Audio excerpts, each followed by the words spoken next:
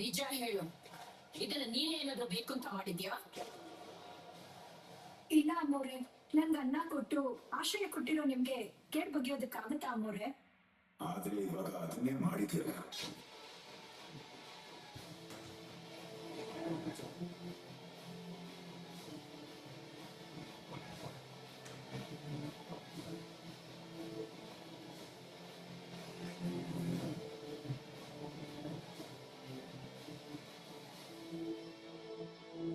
ಏನ್ ಹೇಳ್ತಿದ್ಯಾ ತಾರಕ್? ಡ್ಯಾಡಿ ಹೀಗಾಗೋದಕ್ಕೆ ಈ ರೇಣುಕ ಕಾರಣನಾ? ನಾನು ಅದನ್ನೇ ಕೇಳ್ತಾ ಇದೀನಲ್ವಾ ಸಿಸ್ಟರ್. ಸೊ ತಾವು ಪ್ಲೀಸ್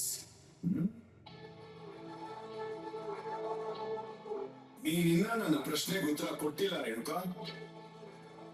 ಮನೆಯಿಂದ ಹೊರಗಡೆ ಹೋಗ್ಬೇಕಾದ್ರೆ ಜಾರ್ ಬೀಳ್ದೆ ಇರೋ ನಮ್ಮ ಡ್ಯಾಡು ವಾಕಿಂಗ್ ಮುಗಿಸ್ಕೊಂಡು ಮನೆ ವಾಪಸ್ ಬರ್ಬೇಕಾದ್ರೆ ಹೇಗ್ ಜಾರ್ ಬಿದ್ರು?